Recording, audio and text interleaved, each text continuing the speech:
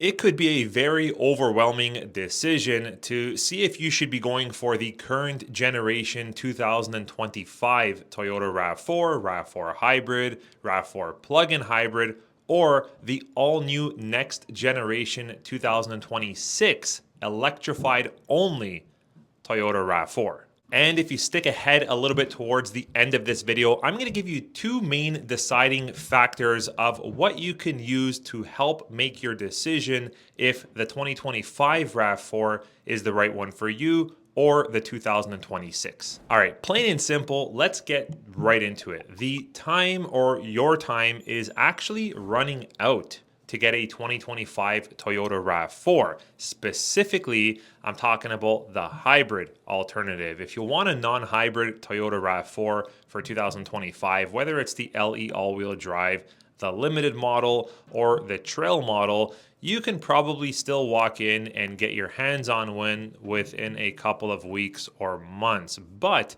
if you're looking for a specific 25 model RAV hybrid, for example, the XLE, or maybe you're looking for an SE plug-in hybrid, your time is definitely running out. That's right. With current lead times and factory order wait times on the current generation 2025 RAV4, it would be quite a task to actually get your hands on a 2025 RAV hybrid or plug-in hybrid in a certain amount of time, which would leave the window of production open for 2025. Because, as Toyota stated, when they released and debuted the 26 RAV4, which I believe was on May 20th, they said that we expect to see them towards the end of this calendar year. So that tells me November or December of 2025, which means right around September or October should be when Toyota flicks the switch off from 2025 and starts producing 2026. With the current demand and market supply of 25 RAV4 hybrid and plug-in hybrid, it does usually take more than just a few months to get your 25 RAV hybrid or plug-in hybrid order fulfilled and into production so that you can receive it in time before the next model year comes, which is the all-new generation. But listen, wait times do vary from region to region, country to country, and everyone's situation is a little bit different. For example, you might be more open to different model RAV4 hybrid or different color RAV4 hybrid, for example, which would help to expedite your lead time for getting one. So let's talk about what the main perks are of getting a 25 versus a 26 RAV. All right, starting off from the availability point of view, if you're looking for a RAV4, you don't really care if it's an XLE, an XLE Premium, and you're really not too concerned if it's a hybrid or not, you can probably get your hands on that all-wheel drive RAV4 quite soon, within a matter of a few weeks or a few months, depending on where you're from and where you're located. So if time is an issue, then yes, you're not going to be able to go for that 2026 model because there's a good chance you won't see it until the end of this year or early or sometime next year in 2026. So number one, time. If time is pressing, you want to make that change from your smaller vehicle or your other vehicle, or you need an additional vehicle in your household or family, then you're going to have to go for the 2025 Toyota RAV4. Fuel economy is also a big one. Currently, it's still quite early to determine what the real life fuel economy is going to be of the 26 RAV4. Granted, I have high expectations. I think everyone else does as well for the 26 RAV4 in both the HEV and the PHEV. PHEV has the 6th generation plug-in hybrid powertrain system, which allows you to do DC fast charging. But back on to the current generation of RAV4, it has a proven, tested, and tried fuel consumption and fuel rating, both in the city, in the highway, and combined. So if you really want to know what you're getting yourself into in terms of fuel savings or fuel cost, then the 2025 RAV might be the one for you because it's been tried, tested, and proven for the past couple of years. Another deciding factor, guys, would be the price point. If you are price sensitive, whether it's on payments or total out the door pricing, and you're trying to fit within some kind of budget, like most of you are, then you might want to consider looking at the 2025, just for the reason that we don't yet have pricing for the 2026. But like myself and probably a lot of you, we do expect the pricing to go up. I did do a pricing estimate of what I think the pricing will be on the 2026 about a week ago or so. I'll leave a link in the description. I estimate the pricing to go up anywhere between 5 to 8% of what it currently is on the 2025. Lots of updates and improvements to come for the 2026. I'll get onto that a little bit ahead once we talk about the perks of going for a 26 versus a 25. But yes, if you want to know exactly where you're going to be at for pricing, and if you're trying to stay in a confined budget or payment, then perhaps the 2025 might be the one that you should choose, because we're not quite there yet on the 2026. I've seen this comment on a couple of my 26 RAV4 videos, and it has to go somewhere along the lines of there's no first year bugs or any kind of issues because it's a first year of the next or new generation, which would be the 2026. So let me talk about that for just a second. Currently, guys, the powertrain that's in the HEV 26 RAV4 is basically the THS5. It's the 5th generation powertrain system, and it's been in the Toyota Camry now for just over a year with no issues that I know about, no concerns that I know about. The safety sense is going to be state of the art, which I'll get to a little bit later on. But yes, I do understand some customers just don't want, or some viewers just don't want that first year vehicle for whatever reason. Then yes, the 2025 is the tested, tried, and proven model and generation, because it is the 5th or 6th year that it has been out, whereas 2026 will be the first year for this new generation and model. But I can assure you that Toyota is definitely not going to mess with what is already working and what is doing so well, which is why they've picked the powertrain that has come from the tested and tried Toyota Camry 2025. We have the 6th generation plug-in hybrid system, which is also going to debut on the 2026 Toyota BZ. So my confidence level is super high. Yours should be too. But moving on to the next point, and that is if you don't want an electrified Toyota RAV4, you still want the reliability that Toyota offers in the RAV4, you still want all-wheel drive, and you want that kind of sizing vehicle, which leaves you to the RAV4, but you don't want hybrid or plug-in hybrid. Like I anticipated from months and months ago that the current new gen, not current gen, but the new gen RAV would be electrified only. If you want a non-hybrid Toyota RAV4, well, your only option is the current generation, giving you models like the LE, XLE, XLE Premium, Limited, and yes, in Canada, we still do have the Trail model, which I think was dropped in the US. It was called the Adventure.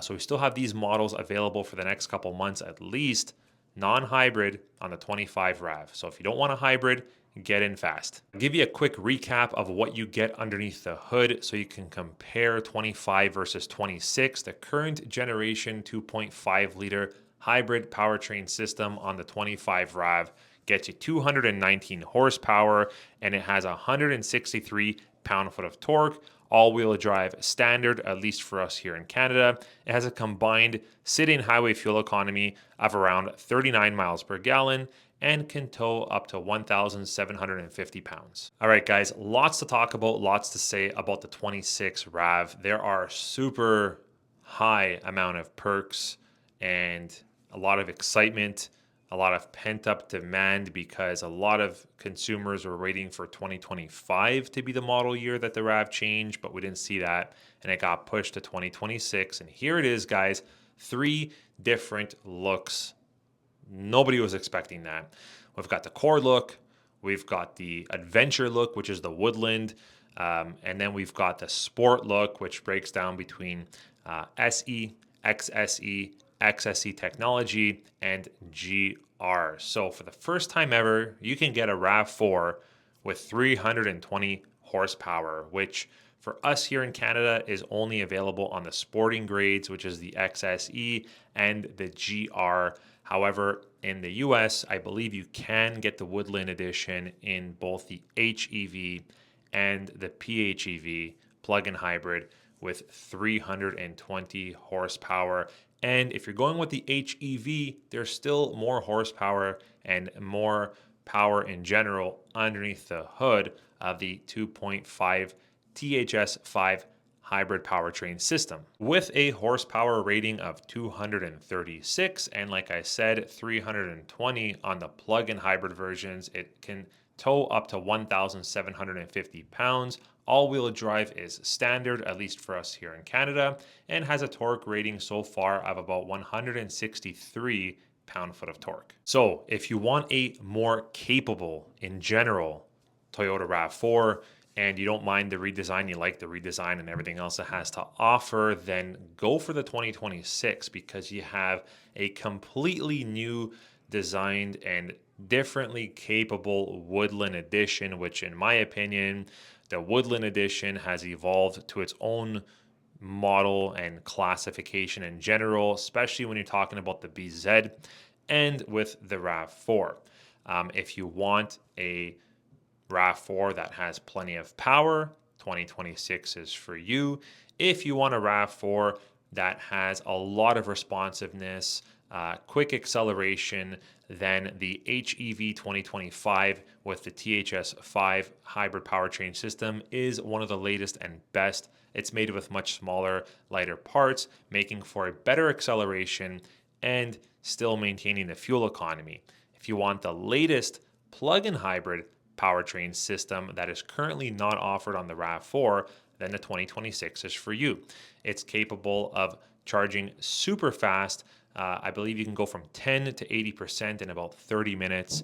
It has the Tesla capable charging as well, and it can DC fast charge with different levels. So the 2026 plug-in hybrid is definitely more advanced than the current 2025 plug-in hybrids. If you want the state of the art when it comes to safety equipment, safety sense, whether it's just for yourself, whether you are driving a lot of passengers on a regular basis, kids, family, elderly, whatever it is, Toyota has debuted the Arene software, which is state of the art. It's self-learning and adapting. It also gives you capabilities and advancements in the Toyota lineup like Toyota Safety Sense 4.0. We currently have the 2.5, so that's a big increase from 2.5 TSS on the 2025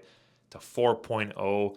If you want the best of the best, and for whatever reason, you just really want that safety to be top notch, then the 2026 has standard Arene software, standard Toyota Safety Sense 4.0, no matter what model you go with. If you want to know that you can choose from 3 different looks, 3 different styles, and still call it a RAV4 because that's what it is. The core model offered in the LE, XLE, and Limited grade, the Adventure offered in the Woodland grade, which everyone kind of says resembles a bit of a Land Cruiser, which I kind of agree on that. And then you've got the Sport grade offered currently in the SE, XSE, XSE Tech package, and the GR. All these are RAV4s, very customizable.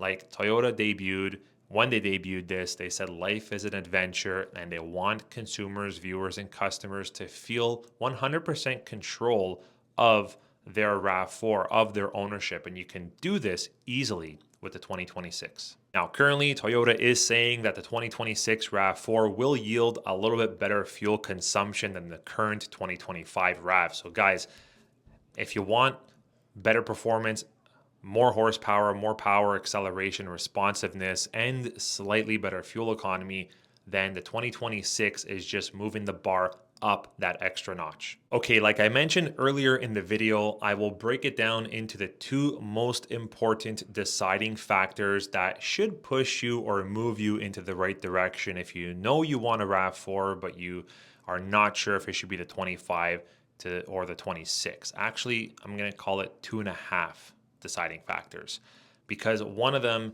is pretty obvious. If you don't want an electrified or a hybrid version of a RAV4, then you got to go for the 2025. Now that that's out of the way, the two main deciding factors would be the lead time or wait time until you get one versus the pricing as well. So you can't get a 2026 RAV4 until at least the end of this year or sometime next year in 2026 for a number of different reasons and factors. The time that it's actually going to be released and out and go into production, and of course the demand that it's going to have. So if timing is really not a big issue, you're not in a rush, you're currently, let's say, on a lease or a contract with another vehicle, model, or brand, and you have time, then no problem. The 2026 could definitely be the right RAV4 for you. Another deciding factor would be pricing. If you are finding it a bit tight with the pricing of the 2025 RAV4 and it's just at the top end of your budget, for example, then the 2025 is probably where you're going to have to stick and try to get, because the 2026, without a doubt, is going to have a price increase. I'm certain, because we've got many different advancements, new features, technology, better drivetrain, powertrain, amazing interior upgrades, exterior upgrades. So yes, we're going to see a price jump or a price increase for 2026. So two main factors: wait time, how long until you absolutely need this Toyota RAV4, and then pricing. Will it fit, or is it going to fit within the constraints of whatever your budget is for the 2026 versus the 2025? I hope we're going to get pricing sometime towards the end of this year. Toyota says it'll be right around when the vehicle gets released, or the RAV4 gets released, or just before. So that tells me maybe late fall of 2025, we should have pricing. So make sure you stay tuned to the channel, guys, for those updates. And let me know in the comments below, what do you think and what are you doing? Is it going to be the 2025 current, tried, tested, proven, we know what we're getting 2025 RAV, or the all-new, state-of-the-art 2026 RAV4? We'll catch you guys on the next video. Take care.